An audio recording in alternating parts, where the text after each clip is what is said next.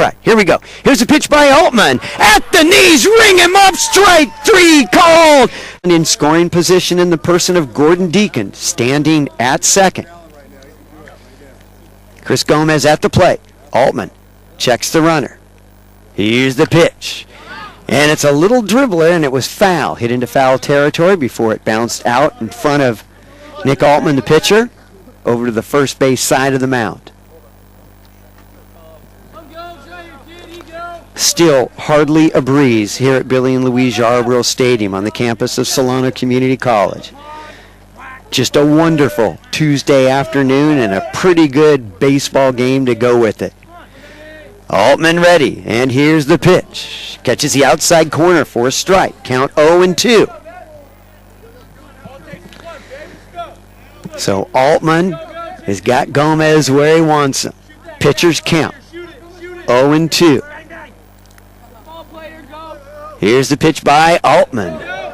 Low and away for a ball. Gomez not fishing there. Good eye.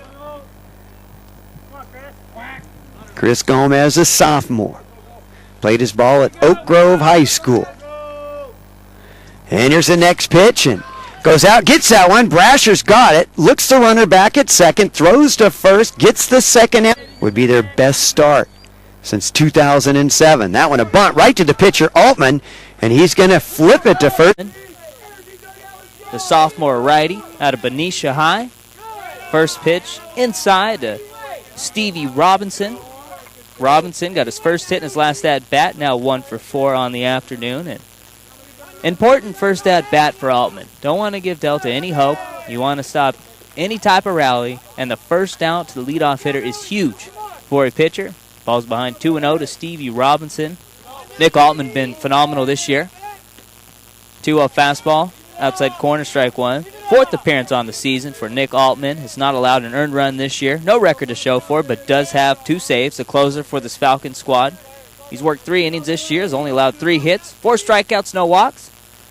A 2-1 fastball, outside corner, strike 2. So after falling behind Robinson, 2-0. Count now even at 2-2. Stevie Robinson, the sophomore out of Lincoln High. Stepped out of the box for a sec. Jordan Devin Chesney on deck. 2-2. We see American River got the caps going. That's the first thing. Now they need Matt Young to do something, get this inning started. The rally cap can't work, though, if not everyone's involved. There's a couple of guys out here refusing to put on the rally cap. And, of course, Nick Altman, the closer, in. Let's get loud in here. Let's go. Those guys are the pitchers. Making his 5th appearance this year as 2 saves for Scott Stover. He's not allowed an earned run all season in his 4 appearances. No record to show for. Final out, down 10-5. Greg Harris takes the first pitch over, strike 1. And Nick Altman has done a phenomenal job this year. Coming into today, 4 innings worth of work. Has only allowed 3 base runners in that span. No walks. 3 hits allowed for Altman, and I believe all 3 of the hits were singles.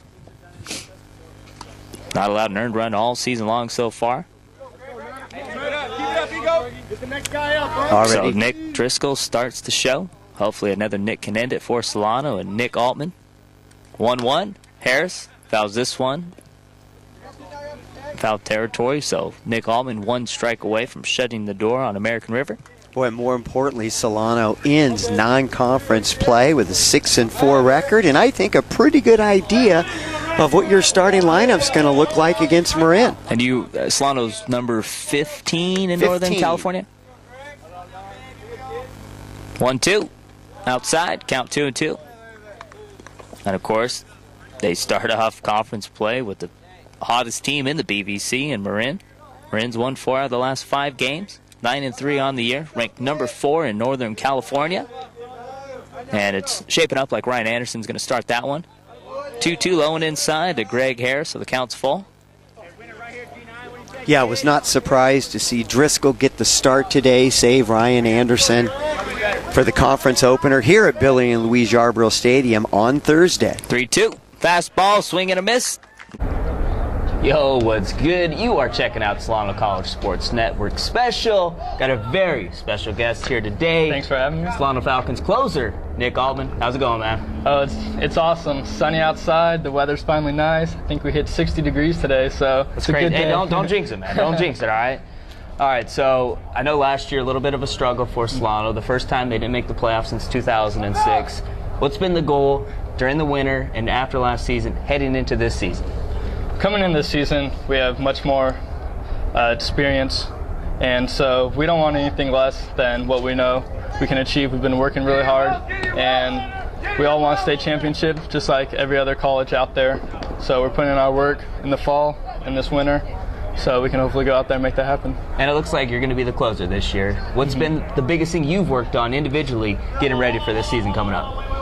Closing is definitely a mental thing when it comes to pitching, so it's all about getting that right mindset, knowing I have 3 outs out there, that it's my job, no matter if we're down by 1 run, up by 1 run, that I need to shut the door on the team in the 9th inning.